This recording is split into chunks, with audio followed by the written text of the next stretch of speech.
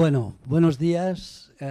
Es un placer para mí estar aquí, poder compartir con todos vosotros esta jornada y hablar seguramente de lo que más nos interesa. Hablar de la educación, hablar de cómo construimos, como se decía ahora, estos espacios para lograr una educación importante para todos. Lo que nosotros vamos a intentar en esta primera intervención es hablar de algunas de las claves de la innovación en el aula y en concreto hablar de la formación del profesorado. Decía el decano hace un momento que sabemos y estamos convencidos, y la investigación nos lo dice, que tener un buen profesorado, un profesorado formado, es un punto clave para lograr una educación de calidad.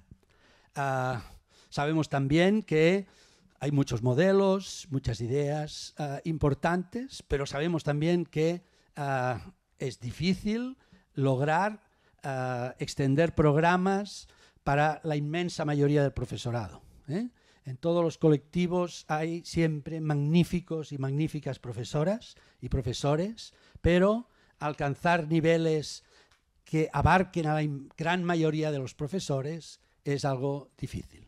Lo que vamos a intentar hacer con Horacio es mostrarles algunas ideas, algunas reflexiones y algunos ejemplos de trabajos que hemos estado desarrollando en los últimos tiempos, tanto Horacio como yo, y iremos alternando, veremos si nos ponemos bien de acuerdo y vamos alternando bien las dinámicas. Y empieza Horacio. Gracias, Jordi. Buenos días a todos y a todas. Es un gusto tenerlos aquí en esta sala. Hace mucho tiempo que no nos tocaba estar en esta sala, en este Enjoy Thinking, este seminario, que vamos a hablar de muchas cosas con ejemplos de matemáticas, pero bueno, producto de la pandemia ha sido difícil poder tener unas reuniones presenciales. Quizás con muchos de ustedes hemos podido tener la oportunidad de poder interactuar quizás por Zoom, ¿ya? Pero en verdad es una maravilla estar aquí ahora todos juntos. El tema de la transformación educativa, y poniendo ejemplo como el caso de matemáticas, aquí vamos a poner como ejemplo el caso de Estados Unidos. Muchos de nosotros sabemos de que en Estados Unidos han habido un gran trabajo para producir, vamos a decirlo, como materiales curriculares de calidad. La NSTM, que es la Sociedad de Educación Matemática en Estados Unidos, lleva mucho tiempo haciendo, a partir de experiencias e investigaciones, una serie de documentos curriculares que han permitido señalar cómo trabajar la matemática de una manera innovadora, transformadora y a través de experiencias e investigación de punta. Entonces, ¿cuáles son? Si volvemos atrás, por favor. ¿Cuáles son esos logros? Bueno, tenemos estos principios estándares de educación matemática, ¿ya? Que esto fue un documento curricular, es una propuesta curricular que ha sido un ejemplo para muchos países, no solamente para Estados Unidos. Los Common Core Standard también ha sido un ejemplo para muchos países, y esto permitió poner en la palestra cómo se debe enseñar matemáticas. Pero si bien estos logros han sido importantes, aún en el caso de Estados Unidos hay muchos aspectos que aún están estancados. Por ejemplo, calificaciones en pruebas estandarizadas y, por ejemplo, en PISA, a Estados Unidos no es un ejemplo de buen rendimiento en comparación a otros países, y sobre todo por la calidad de los productos, la calidad del profesorado, etc. ¿Ya? De hecho, ahí tenemos una cita justamente que en Estados Unidos se da que demuestran que hay un dominio de habilidades básicas, pero en cambio tienen complicaciones con tareas que son más complejas, como son la utilización e interpretación de modelos en situaciones del mundo real. Entonces, justamente, si continuamos con la siguiente diapositiva, ¿cuál es la experiencia? Ellos ya reconocen esto y hicieron un cambio de foco. En vez de enfocarse solamente en producir qué matemática enseñar, qué matemática de calidad enseñar, decidieron ahora enfocarse en las prácticas en el aula. Y elaboraron este documento, que también ha sido un referente para muchos países, que le llamaron de los principios, justamente los principios de enseñanza, a la acción. Y aquí hay 8 prácticas de enseñanza para desarrollar un aprendizaje profundo de las matemáticas. El aprendizaje profundo no es menor. De hecho, en nuestro actual marco de la buena enseñanza en Chile, hubo uno de los cambios importantes fue poner en la palestra el aprendizaje profundo. No solo en matemáticas, sino en todas las áreas. Y lo que proponen es este conjunto de prácticas. Por ejemplo, favorecer un discurso matemático significativo. Planteamiento de preguntas deliberadas. Favorecer el esfuerzo productivo en el aprendizaje de las matemáticas. Todos estos elementos que son parte de la práctica, ¿ya? Y que también, ¿por qué no? También algunos de estos elementos se pueden transferir a otras áreas. Adelante, Jordi. Bueno, Horacio estaba ya empezando a decir cambios que se han producido. Otro cambio que para mí es muy importante es el abordar la complejidad del proceso educativo en general, en particular de la enseñanza de las matemáticas. Siempre vamos a estar poniendo ejemplos de matemáticas porque es donde nos encontramos, donde hemos trabajado, pero pensando que para muchos de vosotros lo que os interesa es poder aplicar esto a otras áreas o verlo desde una visión más global. Y desde este punto de vista nos interesa mucho ver la enseñanza, los procesos de enseñanza-aprendizaje desde un punto de vista sistémico. Un punto de vista sistémico implica tener en cuenta lo que todos conocéis del triángulo didáctico, pero que fundamentalmente hay 3 agentes. La disciplina, el alumnado que aprende y el profesorado que intenta o debe ser el mediador entre el alumno y la matemática. Y centrándonos en el profesorado, tenemos muchos elementos que nos hacen reflexionar sobre hasta qué punto nuestros profesores y todos nosotros conocemos y sabemos, sobre todo, utilizar en la acción nuestros conocimientos. ¿Qué matemáticas necesita saber un profesor? Yo siempre digo, todos estamos de acuerdo en un tópico. Para enseñar matemáticas hay que saber muchas matemáticas, pero no avanzamos. ¿Qué matemáticas? ¿No?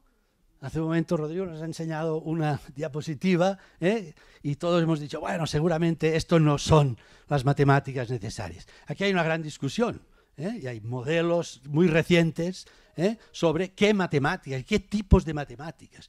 Y por lo tanto, saber muchas matemáticas, me perdonarán, pero no significa nada para ser un buen profesor de matemáticas.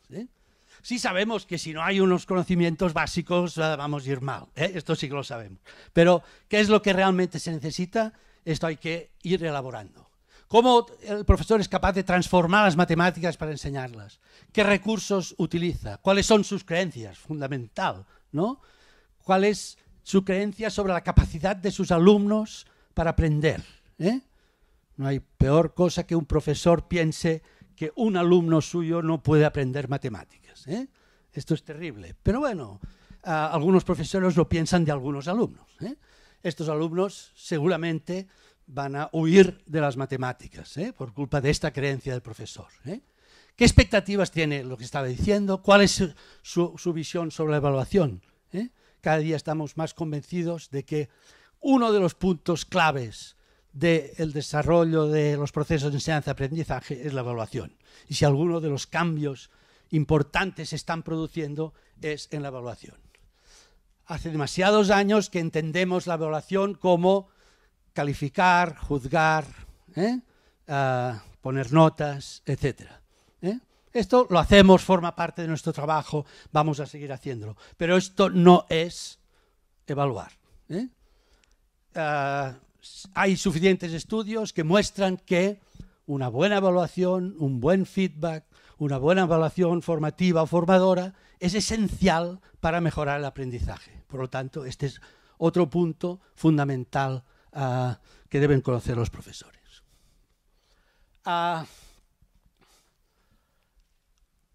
Bueno, esta me la voy a saltar y te la voy a pasar porque ya lo he dicho, Bien. El hecho de que un profesor, o sea, la importancia de una educación de calidad, ¿ya? Y el hecho de tener a unos estudiantes bien formados y un profesor preparado para ello, es muy importante tener un norte. ¿Cuál es nuestro norte?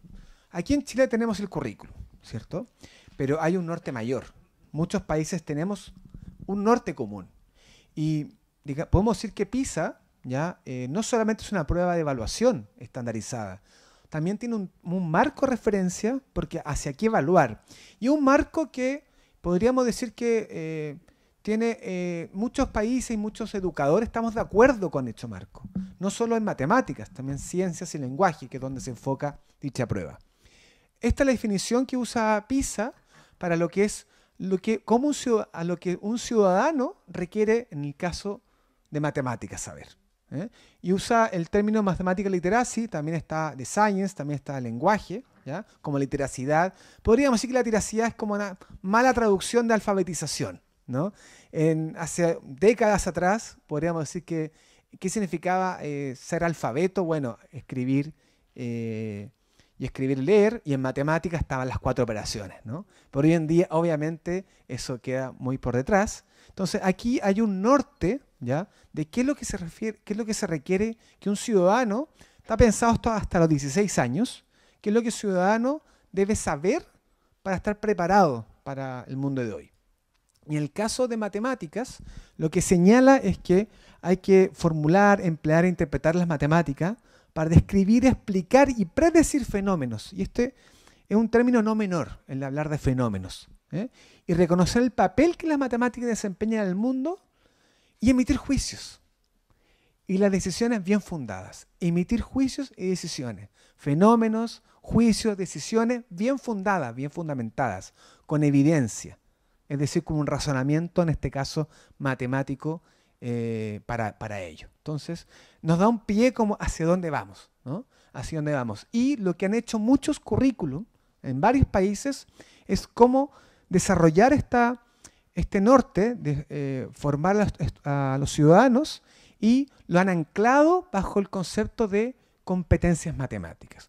Competencias es un término muy polisémico, se ha usado para muchas cosas, pero en el caso de matemáticas, por suerte, tenemos un marco muy claro, muy común, que viene de las 8 competencias que propone Nix y Coleas, en que hablan de que son modelizar, resolver problemas, representar. ¿Y qué son todo ese tipo de elementos? Bueno, son procesos matemáticos que han estado toda la vida con nosotros, pero que curricularmente se le quiere dar un carácter especial. Y en nuestro currículum en Chile, desde el 2012, en las bases curriculares, tenemos 4 competencias, ¿verdad?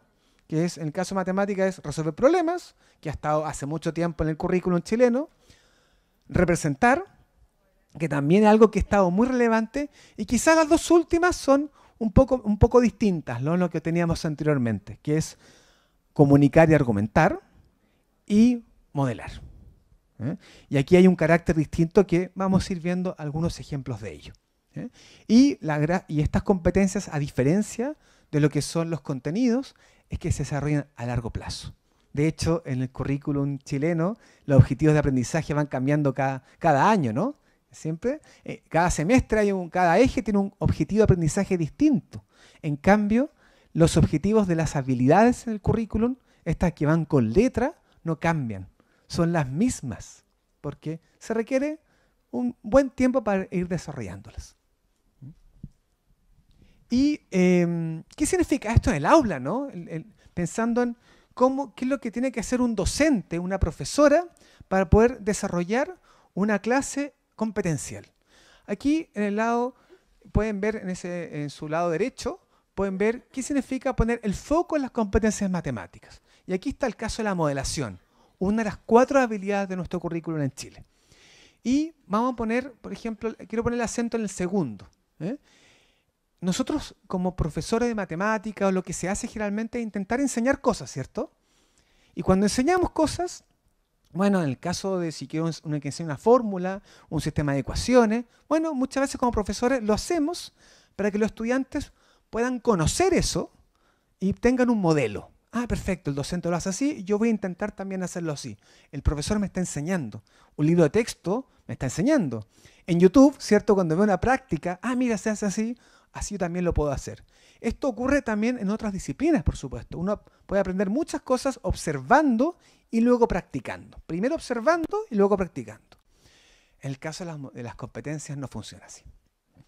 Uno aprende a través de la observación. No aprende a través del modelaje. Es decir, viendo a otros hacer y practicando. Uno aprende totalmente haciendo.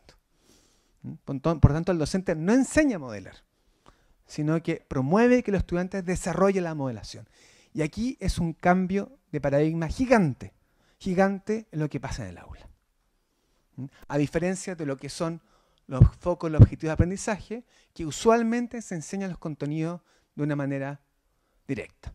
Bueno, y ahí pueden ver también otros contrastes, ¿no? Otros contrastes respecto a lo que significaría una clase en que se modela y una clase en que pone un foco en objetivo de aprendizaje. Foco en el objetivo de aprendizaje, muchas veces intentamos que los estudiantes colaboren, trabajen en grupo, porque sabemos que es parte de, también es importante en el aula trabajar la colaboración. Pero lo hacemos como una herramienta de apoyo, pero perfectamente podrían estar de forma individual. En el caso de modelación, no. Es un requisito. Uno no modela de forma individual. Requiere hacerlo en grupo. Por las características de la situación, del fenómeno. Requieren ponerse de acuerdo, hay que discutir, hay roles, es muy difícil si se hace solo, etc. Se requiere hacer en grupo. Por tanto, es un requisito de la tarea. No es un acto de motivación, podríamos decir. Y como ejemplo tenemos en este caso esta profesora. Esta profesora, ¿ya? Ella es una profesora que podríamos decir que una buena profesora en cuanto a muchos elementos en el aula. Y ella estaba comenzando un programa de formación justamente en que uno de los acentos era la modelación, ¿ya? Y puso ella este problema. Este problema se llama Cinema Paraíso, que es una tarea que los estudiantes tienen que decidir si vale la pena o no decidir si se hacen socios del cine para comprar entradas, para ir al cine. Y ahí empiezan a calcular, ¿cierto? Si a partir de cuántas entradas compradas conviene o no ser socio, ¿ya? Y además pueden ver que están borrados, cosa que hay datos que faltan, por tanto ahí hay una serie de discusión para ver si vale la pena o no ser socio. Esta tarea la profesora decidió, la primera vez que lo hizo en una clase. Una clase. Por tanto, el foco fue una clase énfasis en resolver el problema. Y resultó muy bien. Uno por esa clase los estudiantes resolvieron el problema. ¿Pero qué aprendieron? Aprendieron a resolver el problema. Y aprendieron fundamentalmente el sistema de ecuaciones asociado a resolver el problema. La profesora, después de todo un año de formación, en que puso énfasis en las competencias matemáticas, habilidades matemáticas, el próximo año ya dijo, voy a usar el mismo problema. Me parece que la tarea es interesante, pero vamos a cambiar la gestión. Y la misma tarea la hizo en 3 clases, en que la primera clase puso el foco en la resolución y el monitoreo. Fíjense que los estudiantes lo resolvieron en grupo, toda una clase. La segunda clase, los estudiantes tenían el papelógrafo o papelógrafo y ahí estuvieron sistematizando. Y ese trabajo de sistematizar no es traspasar, es poder llegar a un nivel de abstracción mayor, de sistematizar, representar, ponerse de acuerdo, a una serie de acciones que no necesariamente ocurren si uno solamente resuelve el problema. Y la tercera clase fue en que estos papelógrafos, como pueden ver, fueron expuestos y cada grupo fue exponiendo el problema y ahí empezaron a salir las expresiones algebraicas más formales, que en el caso anterior no habían salido. Y ahí fue cuando la profesora intervino más y pudo poner el acento en cómo llegar a unos modelos matemáticos más formales y poder conectar las ideas de los estudiantes con esa matemática más formal. 3 clases. 3 clases. Entonces, aquí hay un cambio de paradigma Y a partir de aquí, nosotros vamos a que ahora contarles esta segunda parte. Queremos mostrarles 2 experiencias de modelos de desarrollo profesional docente, justamente que lo que buscan es poder promover estas matemáticas más competenciales.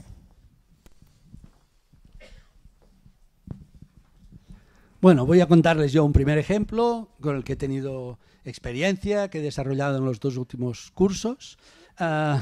Responde a un modelo que seguramente es muy conocido por muchos de ustedes, porque me consta que desde hace bastantes años, quizá 20 años, algunos de insignes profesores de matemáticas chilenos estuvieron en Japón con el profesor Arcavi, entre otros, trabajando en estudio de clases de matemáticas. Por lo tanto, quizá para algunos de ustedes no es un modelo nuevo, pero a mí lo que me interesa no es concretar en este modelo, sino explicar algunas de las características que tiene este modelo, que van a coincidir con un modelo bien distinto, que es el que va a contar después Horacio, y que para mí son claves para lograr una formación del profesorado que trascienda otro tipo de formaciones que hemos estado haciendo durante muchos años. Horacio estaba diciendo ahora, los alumnos desarrollan las competencias haciéndolas. Y yo estaba pensando, los profesores deben desarrollar las competencias haciéndolo, practicándolo, no con cursos donde les cuenten qué son las competencias, cómo se desarrollan las competencias. Aquí hay un punto que a mí me parece muy importante. Durante un cierto tiempo, ya lo tenemos bastante asumido, hemos dicho hay que moverse de enseñar a aprender. Y entonces hemos dicho hay que poner el foco en el alumno, que es el que aprende. Bueno, yo últimamente he dado un paso más y he dicho, no, hay que poner el foco en el profesor, pero en aprender. Hay que fijarse en qué es lo relevante para que un profesor aprenda. Porque esta es la única vía para que el profesor llegue a ser un buen profesor. Yo he estado durante muchos años coordinando el máster de formación del profesorado que hacíamos allí en Barcelona, en las distintas universidades, y aquella pregunta tópica, ¿qué quieres que los futuros profesores saquen del máster? Y yo digo, me conformo con una idea clave. Es un poco exagerado, claro, querría que aprendieran muchas cosas, pero si eligiera una, es que cuando acaben la formación inicial estén convencidos, primero, que van a desarrollar una profesión que es la mejor profesión que existe, pero que para desarrollarla bien uno tiene que seguir formándose toda la vida. Y que lo fundamental de un profesor es lo que aprende, no lo que enseña. ¿Sí? Ya sé que es un poco exagerado porque la finalidad es que enseñe para que los alumnos aprendan. Pero esta idea me parece muy fuerte. ¿Por qué? Porque entonces resulta que si estamos diciendo que los alumnos tienen que trabajar en grupo, porque no pueden desarrollar algunas competencias de manera individual, si estamos diciendo que los alumnos van a aprender no por repetición, pues los profesores igual.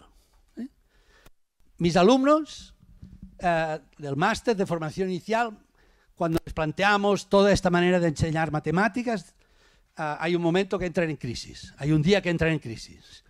A mí me interesa que esto sea lo más pronto posible, si es la segunda semana del curso, porque voy a tener más tiempo para recuperar. Pero a veces tarda un poco. Y el día que entra en crisis, ¿qué pasa? Me dice, todo esto que nos estás contando es muy bonito, pero no sé si lo vamos a saber hacer. Y yo les digo, ¿por qué? Y cada año, dice, porque nosotros no hemos aprendido así. Y esto es fundamental. Claro.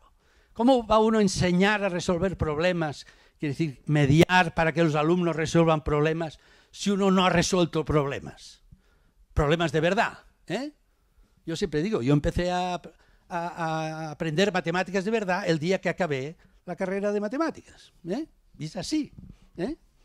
Espero que muchos de ustedes no fuera así y el día que empezaron la carrera de matemáticas aprendieran matemáticas de verdad. Pero yo empecé, ¿por qué? Pues porque en la carrera yo resolví muy pocos problemas. Miraba qué problemas tocaban, los aprendía y ya está, y aprobaba los exámenes y iba tirando, como podía. El día que terminé dije, esto no resuelve problemas. Aquel día me reuní con colegas, con amigos, con profesores y empezamos a trabajar. Y esto para mí ha sido lo más productivo de mi vida.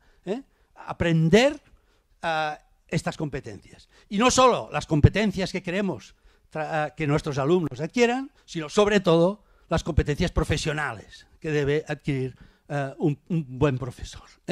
Bueno, la idea del estudio de clases como modelo de formación viene de Japón, seguramente lo saben, y es una idea que consiste en lo siguiente. En el fondo lo que persigue es que se realice una formación en la acción, una formación entre iguales, con un asesor, evidentemente, que siempre aporta elementos valiosos, pero donde suceda algo que en nuestro país es fundamental, que es se entre a las clases de los profesores, se analicen clases, los compañeros analicen las clases de sus compañeros y de sus compañeras, se discuta y se hagan propuestas de mejora. Esto en nuestro país es difícil, porque yo siempre digo, hay demasiadas clases que son cajas negras en mi país. Discusiones de profesores, fantástico. Fuera de la clase, compartimos. Y dentro de la clase, bueno, entra el profesor, cierra la puerta, y allí solo se enteran los alumnos y el profesor. Este modelo lo que quiere es romper esto. Y romper esto es difícil. Hay una serie de condiciones fundamentales. La primera condición es entender que cuando entramos en clase de un compañero, no entramos a juzgar. Prohibido juzgar. Yo digo, prohibido juzgar. Hay que analizar qué sucede, hay que observar bien y hay que discutir con aquel profesor para hacerle propuestas de mejora, para preguntarle por qué has hecho esto y no has hecho esta otra cosa, etcétera, etcétera, etcétera. Este es un proceso que cuando uno juega es fantástico. Yo inicié una formación con un grupo de centros, todos los profesores de un centro, y al principio fue muy difícil, era realmente difícil. ¿Qué hice? Bueno, la estrategia, aliarte con algunos para que fueran los primeros en ofrecerse para ser observados. Diseñamos unas actividades. No voy a entrar en el tema de actividades porque en la siguiente intervención de Laura y Dinko ellos van a hablar fundamentalmente de las actividades. Yo diré solo alguna cosa, pero ellos hablarán fundamentalmente de la riqueza de las actividades y cómo deben ser y harán ejemplos de estas actividades. Pero, sobre todo, nos centramos en la gestión del aula. Cómo el profesor gestiona el aula y cómo puede mejorar esta gestión del aula. Por lo tanto, el esquema es ¿qué objetivos tenemos? Planificamos una actividad que es una clase, pueden ser 2 clases, pero una actividad relativamente corta. Observamos esta actividad, es decir, los compañeros observan la actividad y después utilizamos los datos para reflexionar sobre la actividad y proponer propuestas de mejora. Y este es un ciclo que se puede repetir.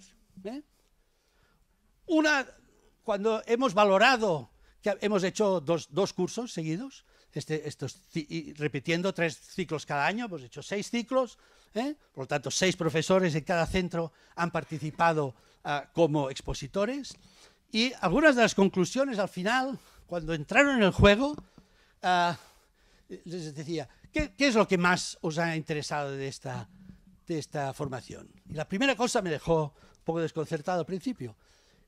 Hemos estado 2 años hablando de cómo aprenden matemáticas nuestros alumnos. 1 hora a la semana. Y ellos me dijeron, no lo habíamos hecho nunca. Nuestras reuniones eran, bueno, no sé cómo llamarlo, burocráticas. Eran resolver conflictos, resolver problemas, que también hay que hacerlo, no digo que no. Pero hemos estado 1 hora a la semana, era 1 hora a la semana durante 2 años, está bastante bien. En los centros se señaló el espacio para poder hacer esto, claro. Pero hemos aprendido mucho sobre cómo aprenden matemáticas nuestros alumnos. Y hemos discutido mucho. Este me parece un elemento fundamental. Bueno, Por lo tanto, este ciclo tiene una parte de planificación, que he dicho hablaré poco, esta parte de observación de la actividad. Otra idea fundamental. Para observar hay que generar pautas de observación, ¿no? Uno puede ir a internet y encontrar muchísimas pautas. Yo, como asesor, creé una pauta completa, fantástica, se la presenté, me dijeron bien, fueron al aula, aplicaron la pauta y me di cuenta que aquella pauta no funcionaba. No porque no estuviera bien, bueno, a lo mejor no estaba bien, pero sino porque la había hecho yo. El segundo ciclo dije, bueno, para observar hay que hacer una pauta de observación. Vamos a hacerla. La pauta que salió al final, me perdonarán lo que voy a decir, prácticamente igual. Prácticamente igual, porque además yo añadí algunas cosas al final de las que me parecían relevantes que no habían aparecido. Pero aquella práctica era suya. Y aquella práctica funcionó. Y esto vuelve a ser la misma idea con los alumnos que con los profesores. Cuando los alumnos, por ejemplo, he hecho trabajos en resolución de problemas sobre bases de orientación para enseñar a resolver problemas, ¿no? Y si les das la base de orientación a los alumnos y leen, no se la hacen suya, la aplican casi mecánicamente, por lo tanto no resuelven problemas. El día que aquella base de orientación se la hacen suya, es decir, la construyen ellos, evidentemente con el apoyo de los profesores, este día esta base es suya, la utilizan y les resulta productiva, y entonces funciona. Y aquí esta es otra idea fundamental, lo hemos dicho muchas veces. Cuando uno construye algo, lo aprende y le sirve. Y esto sirve para actividades matemáticas, para actividades de otras materias, pero sobre todo y también para desarrollo de competencias profesionales de los profesores. Lo que nos viene de fuera no tiene el mismo valor que aquello que nosotros hemos logrado construir. Es radicalmente distinto. Y finalmente, la fase de reflexión, análisis y propuestas de mejora, analizar con la pauta de observación, discutir, pero sobre todo esta idea que decía antes, no juzgar. Si uno tiene la sensación que van a observar su clase para juzgar y ponerle una calificación, es normal que cierre la puerta y no deje entrar a nadie. Hola, ¿cómo estás? Este es un experto en, más que yo, Andrés, en estudio de clases. Él estuvo en Japón, yo no. Mira, me has venido al pelo. Pero no va a jugar. No va a jugar. Bueno, por lo tanto, elementos imprescindibles que debería tener esta formación. Una formación entre iguales, implicación y corresponsabilidad, fundamental. De este tipo de formación o de cualquier otro. La formación entre iguales no quiere decir que no deba haber, y sea muy conveniente, que exista un asesor que aporte más información que la que pueden tener el conjunto. Cuando yo digo una formación entre iguales, me estoy refiriendo a la responsabilización de los que realizan la formación y este intercambio de ideas desde todos los puntos de vista. Por lo tanto, participación activa de los asistentes, cada uno desarrollando su rol de manera profunda. Focalización en la gestión del aula. Podemos tener actividades muy ricas, muy interesantes y destrozarlas en el aula. Y al revés. Hay actividades aparentemente muy elementales que con una buena gestión pueden convertirse en actividades magníficas. Después Laura hablará de actividades de este tipo. Y finalmente, esta idea de hacer análisis crítico y constructivo con la finalidad de aportar propuestas de mejora, pero no de juzgar. Ya lo he dicho un par de veces. Bueno.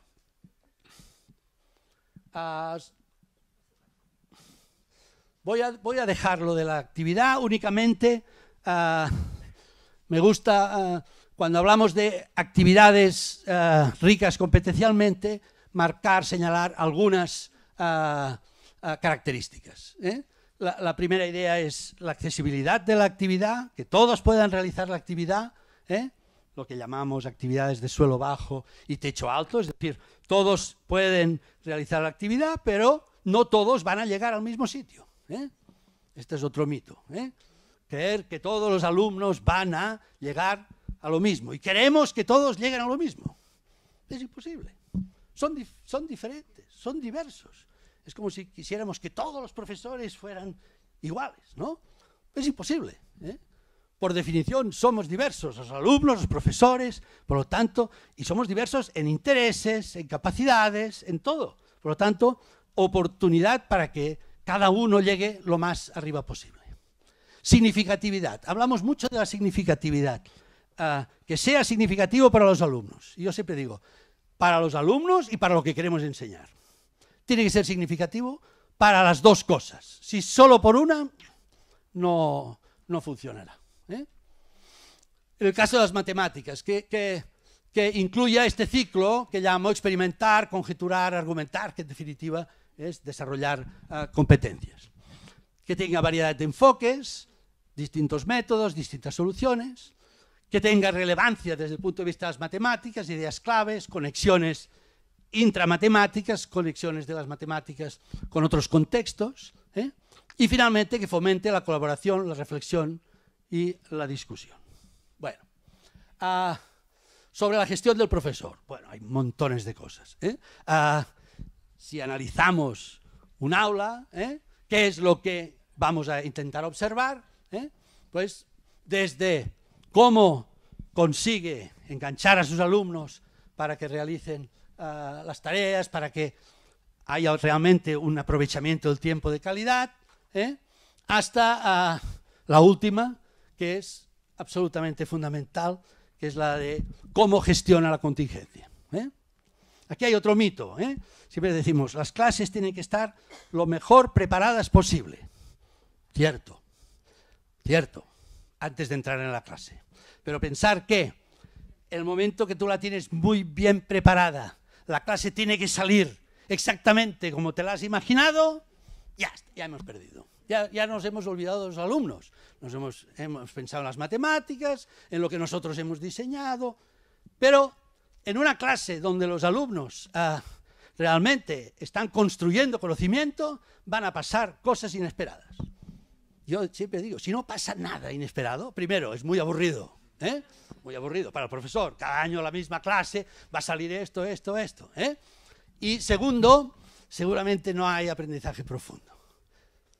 Cuidado, siempre tengo algún alumno en formación inicial que dice, bueno, pues si pasa esto, no tengo que preparar las clases. Digo, no te equivoques, porque si tú no has preparado la clase, no vas a poder gestionar estas contingencias. Todo va a ser contingente. Vas a entrar allí, vamos a ver qué pasa. Y hay algunos, profesores en ustedes, pero en nuestro país hay algunos. Y acostumbran a ser gente brava, gente buena. Pero ellos entran con las manos en el bolsillo en clase y dicen, vamos a ver qué pasa. No, uno tiene que preparar la clase lo mejor posible, pero tiene que ser también muy flexible para que si pasan cosas interesantes, saber moverse. Y esto es muy difícil, esto es lo más difícil. Gestionar bien la contingencia, yo creo que es el final de una carrera. ¿Por qué? Pues porque no hay reglas. Se dice, si un alumno dice una cosa interesante, hay que recogerla. Depende de en qué momento de la clase. Faltan 3 minutos para acabar la clase, y un alumno dice una cosa muy interesante. ¿Qué tiene el profesor? ¿Vamos a alargar media hora la clase? No puede hacer esto, ¿no? Bueno, si puede hacerlo, fantástico, pero en general no va a poder. Entonces tiene que decir, bueno, pues esto, empezaremos la próxima clase con este comentario, y en cambio, si está en otro momento, por lo tanto, hay muchos factores que inciden en la gestión de la contingencia. Pero la idea de gestión de la contingencia para mí es absolutamente fundamental. Bueno, sobre la observación de cómo trabajan los alumnos. Este es otro aspecto fundamental. Cuando hablamos de la gestión del aula, ¿qué hace el profesor? Pero sobre todo, ¿qué hacen los alumnos? Y cómo se recoge lo que están haciendo los alumnos. ¿Hasta qué punto lo que hacen los alumnos es lo que el profesor tenía planificado, y cómo gestiona el aula para que se puedan producir toda esta lista de ideas y de acciones tan importantes. Bueno, he hablado mucho, no he puesto ningún ejemplo, he hablado demasiado ya, no he puesto ningún ejemplo, voy a poner un ejemplo de una actividad. Me salgo un poco de las matemáticas, es una actividad que yo utilizo mucho, he utilizado mucho en todos los niveles, desde clases de secundaria, en formación de maestros, incluso en cursos de doctorado de didácticas matemáticas, que es una actividad que es un juego. A mí los juegos me interesan mucho, es una de mis aficiones y considero que el contexto juego es uno de los grandes contextos para aprender y en particular para aprender matemáticas. Y he luchado y lucho y seguiré luchando para que se entienda que el juego no es una cosa de niños, el juego es una cosa de humanos. Y leía no hace mucho un artículo que decía: una de las cosas que seguramente le pasa a nuestra sociedad es que jugamos poco.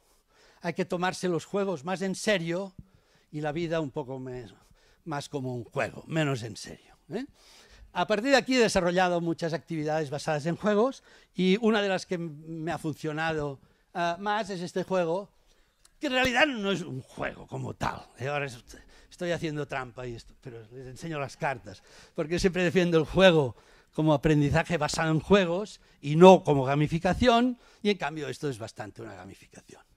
Pero bueno, son contradicciones que uno tiene, y si funciona, adelante. Elegimos una palabra, una expresión o un tema, el que quieran. Esto lo pueden hacer con lo que quieran, con profesores, con alumnos. Yo he elegido las matemáticas escolares o las matemáticas en la escuela. Y ahora, ¿tienen el papel y el lápiz? Aquel que antes, Rodrigo les ha pedido, pues venga. Tienen que anotar, en lugar de 10, somos muchas palabras, lo haremos con 5. En una clase normal, 25, 30, 35 alumnos, 10 palabras, es bueno. Tienen que anotar 10 palabras, o pueden ser expresiones, puede ser doble palabra. No les pongo ningún ejemplo porque les daría pistas. Pero doble, sugeridas por el tema, que caractericen el tema.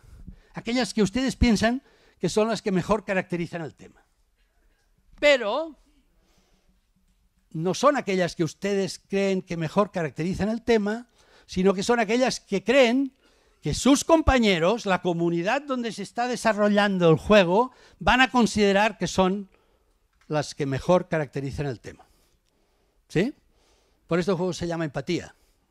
La idea de empatía no es ser simpático, es conocer a los otros, ¿no? Esa es la idea profunda de empatía, ¿no? ¿Cuánto conozco a los demás? A mis compañeros. Ya está. Se escriben las palabras, se dicen las palabras, se comentan las palabras y se puntúa. ¿Y cómo se puntúa? Cada palabra que uno ha puesto tiene tantos puntos como personas han puesto aquella palabra. ¿Sí? Ya está, se puntúa y el que tiene más puntos es el más empático de la clase. Bueno, esto es un juego y tal. ¿Sí? Bueno, les aseguro que es brutal. Brutal. Yo he llegado a hacer una clase de doctorado de 2 horas con este juego sobre algún aspecto, yo qué sé, investigación cualitativa, ¿no?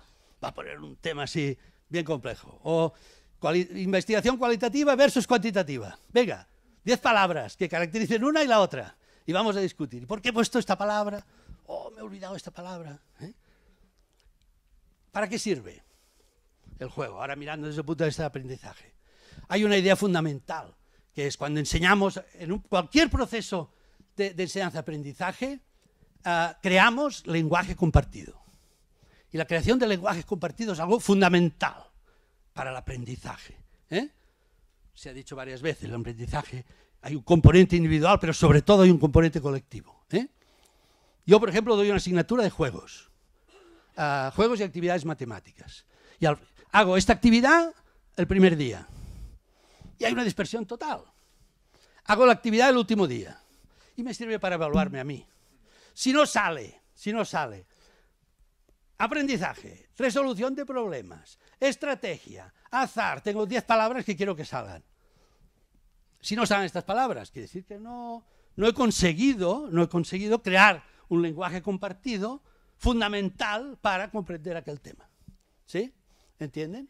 Venga, vamos a probarlo. No lo haremos todo, claro. Si cada uno de ustedes tiene que decir las 5 palabras, no acabaríamos. Pero anoten, porque esto es rápido, no hay que pensar mucho, ¿eh? Si piensan demasiado, el tema es las matemáticas en la escuela. ¿Cómo caracterizarían las matemáticas en la escuela? Y no se puede usar, perdón, la palabra matemáticas y la palabra escuela, claro. Las que están en el título no se pueden utilizar. Pues si no, ya tendrían 2, matemáticas y escuela. No.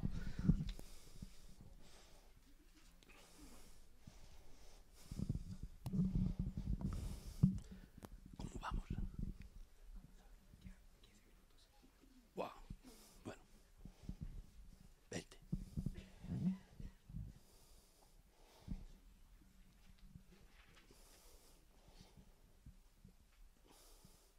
¿Ya lo tienen? Seguro, ¿no? Seguro que lo tienen. 5, solo 5 palabras, no 10. Venga, dígame una palabra. Potencial. Potencial. ¿Alguien ha tenido esta idea? Nadie. Curioso. No, es una idea interesante, pero seguramente demasiado sofisticada. Y por lo tanto, poco compartida todavía. A lo mejor si hiciéramos un curso y al final lo volviéramos a hacer, y usted ahora defendiera por qué esta palabra es fundamental, pues a lo mejor al final esta sería una palabra de lenguaje compartido. Si usted fuera capaz de defender que esta idea es fundamental. Venga, otra. ¿Cómo?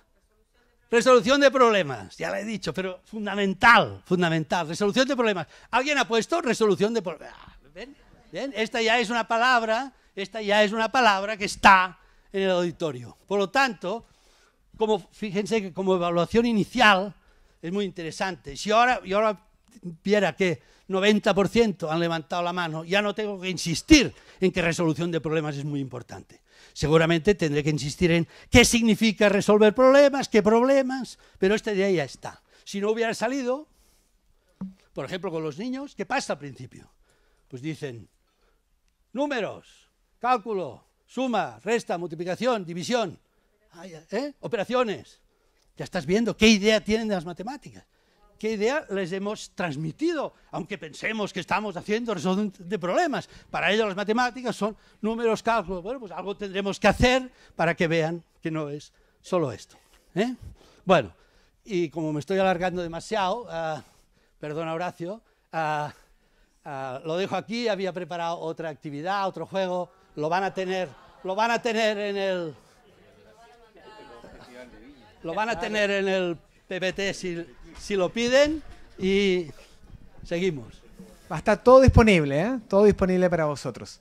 Bien, quiero introducir ahora un segundo modelo de desarrollo profesional docente a partir de la realidad chilena. Jordi presentó Lesson Study, o estudio de clases, que viene de Japón, pero se está utilizando en muchos países y también en muchas áreas, no solamente en matemáticas. ¿Ya?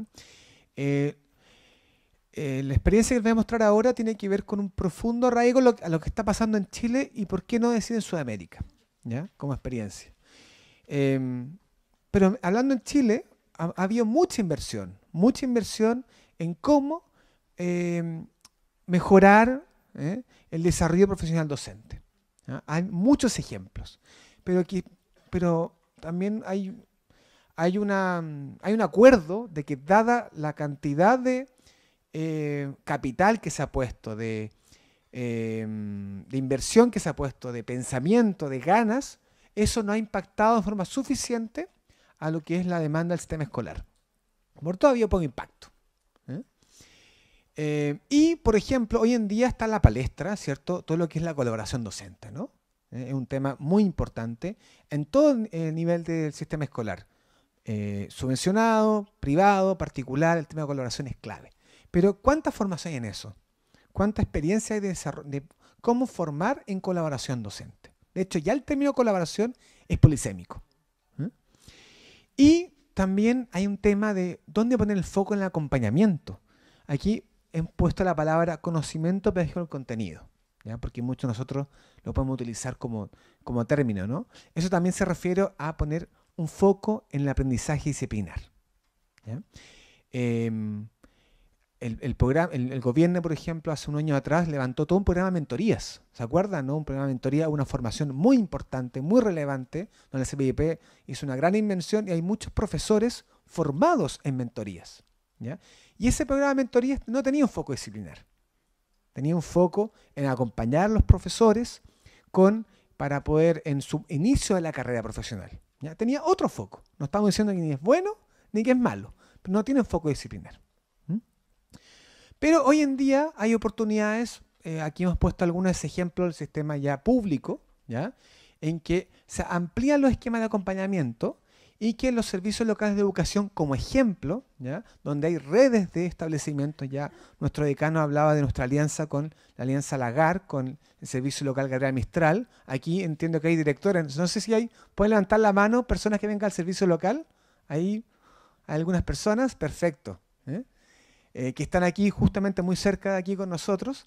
Y los servicios locales tienen asesores pedagógicos, y además de todo el equipo directivo, ¿no? Entonces hay unas nuevas organizaciones para poder justamente levantar lo que es las competencias para un líder intermedio. El líder intermedio, muchos de ustedes son líderes intermedios, ¿no? Como equipos directivos, ¿cierto? Y hay muchos establecimientos como redes de establecimientos que hace muchos años ya tienen, a veces se le llama encargados de área, ¿cierto? O el mismo jefe UTP, pero cumple roles no solamente de gestión, sino también de acompañamiento, ¿cierto? De observación de aula, ¿cierto? Eso está, ¿cierto? ¿No? Está.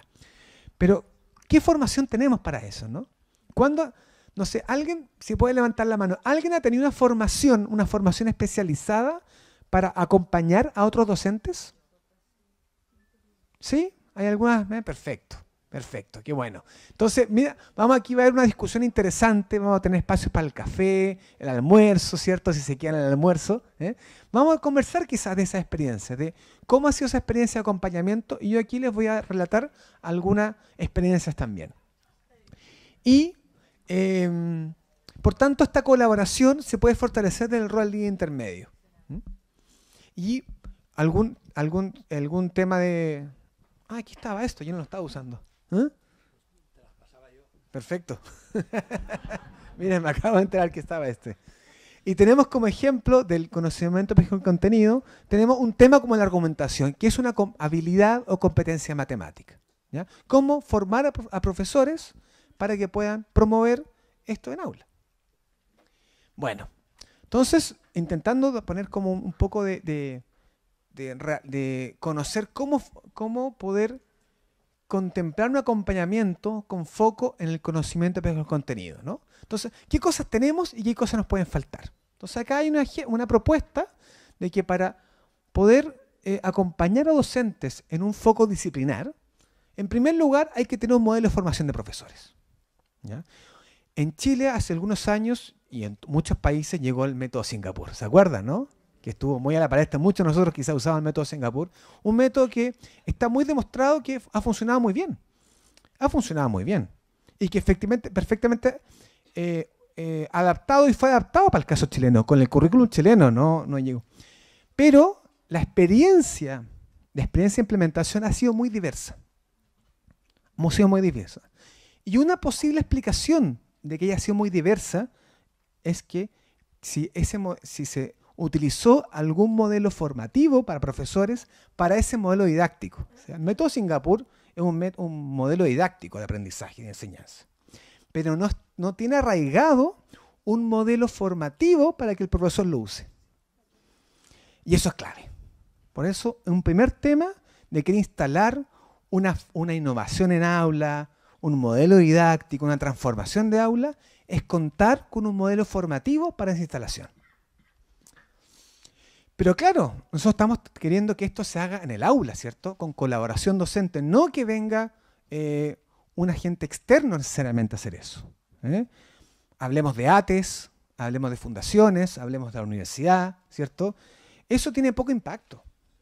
Lo sabemos, tiene poco impacto que vengan instituciones externas a poder hacer formación, ¿ya? Lo que se requiere son experiencias formativas desde el seno de lo que es la red de establecimientos, porque, claro, un establecimiento es muy pequeñito quizás, ¿no? Que pueda hacer un proceso formativo interno y por eso requiere una ATE, una universidad que apoye, etc. Pero si contamos con una red de establecimientos, la cosa es distinta. Ahí hay unas herramientas que son muy potentes para que dentro de las mismas redes de establecimientos, ya sea privada, ya sea pública, puedan haber líderes intermedios, que muchos de ustedes ya lo hacen, para poder no solamente formar o acompañar a los profesores de esa escuela, sino también acompañar a profesores de otra escuela. Y por eso están este líder intermedio, esta figura. Aquí hay un ejemplo de un modelo que nosotros hemos usado hace muchos años, ¿ya? Está arraigado en matemáticas, viene de matemáticas, pero muchos de ustedes quizá van a encontrar cosas que también se podrían extrapolar a otras áreas. Es un modelo que está basado en análisis de situaciones de aula. Y que nosotros, por ejemplo, si queremos promover una práctica, ¿ya? Un conocimiento específico del contenido, lo hemos usado muchas veces para la argumentación. Lo que hacemos es partir analizando la práctica de otros. Ponemos videos, no hablamos de argumentación. Un video, ¿y qué ve aquí? Analiza la situación con una pregunta clave. Y a través de esa práctica vamos analizando el tema. Hay apuntes, ¿cierto? Pero se llama modelo de mejoramiento de la experiencia docente. Ahí está el nombre, porque parte de la experiencia. Y luego de unas sesiones de trabajo, invitamos a los docentes, les decimos, ahora los queremos invitar que graben una clase. Con las clases que ya vio, toma algún tema de ahí, o el suyo propio, alguna planificación que tenga, e intenta hacer lo que está aquí, algo que a usted le interese de acá. Siempre hay gente que se ofrece, hace esa clase, nosotros vamos, editamos, la vemos, la observamos, grabamos, o muchas veces hoy en día ya el profesor gestiona la grabación, nos envía el video. Hoy en día hay una cultura de grabación mucho más alta que hace unos años atrás. Por tanto, esto es posible hacerlo, es posible. Y muchos de ustedes quizás ya lo hacen en esos establecimientos, ¿no? ¿Cierto? La observación con grabación de clases, ¿no? Y usamos esa clase, ese video, lo editamos y levantamos el siguiente tema. Entonces, aquí sería el ejemplo, ¿qué es la argumentación? Son 3, 4 sesiones que trabajamos en profundidad. Y luego usamos videos de la práctica propia para trabajar un siguiente tema, que sería cómo promover la argumentación. ¿Ya? Y luego, de varias sesiones ya, diseñamos las clases, ya y nuevamente van los profesores, editan, graban, nosotros editamos y le dan una reflexión. Estas 2 etapas son, digamos, que son muy usuales en muchos modelos formativos, de que diseñen clases y luego evaluar eso. Y esto, en cambio, está arraigado en lo que hoy en día también se llama mirada profesional o también noticing, que en muchas disciplinas también se está usando. Entonces tenemos un modelo como este, ¿ya? Que tiene todos estos elementos, ¿no? Y lo que queremos ahora es que este modelo formativo para profesores puede ser como ejemplo, como base, para un siguiente modelo que ya no está para formar profesores. Es un modelo que forma a líderes intermedios. En que para eso se requiere, además de un modelo formativo, se requiere un modelo que tenga unas competencias para formar a esos líderes intermedios. ¿Y de qué competencias? Y aquí, en esta última parte, ya quiero mostrar algunos ejemplos de qué significaría formar a un líder intermedio. Y la gracia de un modelo que pueda formar líderes intermedios es que es a gran escala. Claro, si formamos a líderes intermedios de toda una red de establecimientos, o de servicios locales que tienen 40, 50 establecimientos, justamente luego ellos lo que hacen es usar un modelo formativo, como el que yo mostraba anteriormente, y ese modelo lo usan para acompañar a los docentes. Entonces funciona a gran escala. Aquí hay un ejemplo de un programa de desarrollo profesional, le hemos llamado Modelo de Acompañamiento Docente Colaborativo. Modelo de acompañamiento porque no es para formar, es para acompañar. Docente porque son docentes y colaborativo porque está arraigado en la colaboración y en que es un acompañamiento entre pares. Entre pares. Y en esta formación hay como distintos temas. Está siempre el tema que hay que formar. Aquí como ejemplo está la argumentación como práctica inclusiva en las matemáticas. Esto lo hicimos hace unos años atrás, como práctica inclusiva. Pero además hay que formar en competencias de acompañamiento, ¿ya? Ahora vamos a profundizar en eso. Y una vez que se trabaja en esto con los líderes intermedios, luego ellos tienen que aplicarlo. Por tanto, hay toda una fase de preparación, de aprendizaje, en que ellos están practicando con colegas, con docentes. Entonces están haciendo su práctica formando a profesores. Un grupo de 4 o 6 profesores. ¿Cuáles son las competencias clave que hemos visto que hay que trabajar con líderes intermedios? Prácticas que ustedes ya conocen. Monitorear. Que un profesor monitorea, ¿cierto? Retroalimentar. ¿Cómo hacer feedback al docente? En cambio, la tercera es una que se conoce menos y es muy potente y muy clave. Modelar. Cuando hablamos de modelar la práctica. Que una manera de modelar que se usaba mucho es que el líder intermedio hace parte de la clase, ¿no? Hace una parte de la clase, unos 30 minutos, una clase, el profesor observa eso para que luego el profesor pueda aprender a partir de eso que hace. Pero también está el uso de videos, justamente como les mostraba, ¿no? No solamente modelar observando lo que hace el líder intermedio, sino que a través de los videos. Bien, acá hay una experiencia ya de que hace un año atrás que formamos a 27 líderes intermedios. Es decir, el 100% de líderes intermedios de matemáticas, de básica y de media, de 11 establecimientos, de una red de establecimientos, el 100%. Y fue en el tema argumentación. ¿Y qué fue lo que hicieron ellos? Participaron con nosotros y luego acompañaban a otros docentes usando el mismo material, esta misma plataforma que está aquí. Que estaban los temas, estaban los apuntes, los videos, como pueden ver, y usaban esto mismo y tenían acceso para poder acompañar a los docentes de su aula. Esto es un ejemplo de cómo monitorear, como lo hacíamos nosotros. Primero, hacíamos una tarea que se llama profesional, es decir, aquí en el foco del aprendizaje disciplinar, en el conocimiento de el contenido. En el caso de argumentación tenían que hacer la diferencia entre cómo explicar y argumentar. Antes no hablamos de eso. ¿Qué argumentar? ¿Qué explicar? No. Partíamos con este tema. Y a través de distintas situaciones de aula, con clases, es que ellos a través de su experiencia veían las diferencias entre explicar y argumentar. Y luego terminamos esa primera parte y luego la segunda parte de la formación caracterizamos las estrategias que requiere un líder intermedio para conducir una formación de los profesores y cómo ellos mismos, cómo deberían hacer esta tarea profesional con sus colegas, con las personas que están acompañando. Acá en rojo hay 2 tipos de características clave. Problematizar la práctica del profesor por medio del desarrollo del noticing, de cómo analizar el aula. Es decir, identificar, interpretar, tomar decisiones. Y que hay un conflicto cognitivo en el docente. Es decir, cómo explicar y argumentar. ¿Cómo hacer feedback? Mucho de nosotros en el sistema está instalado que el feedback es muchas veces registrar aspectos de un instrumento de observación y luego informar al profesor los aspectos positivos y los aspectos para mejorar. Esto a nivel de pregrado, de la formación de estudiantes, las prácticas, se usa mucho, ¿no?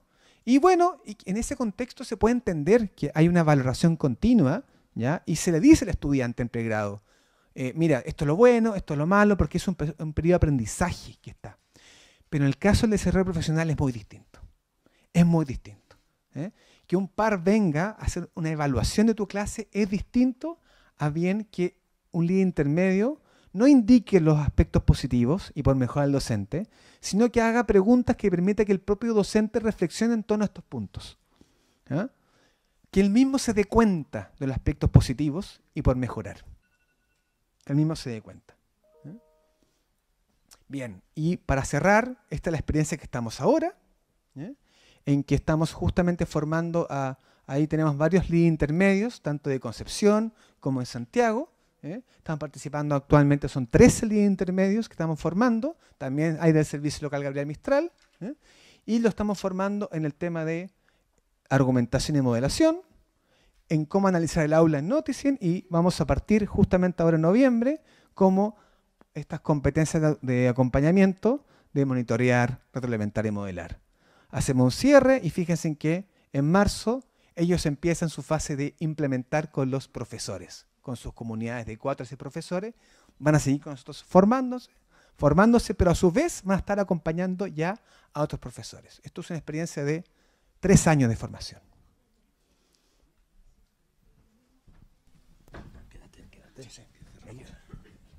Bueno, hemos intentado mostrar algunas ideas y dar algunas ideas y mostrar algunos ejemplos relativos a la formación de profesores.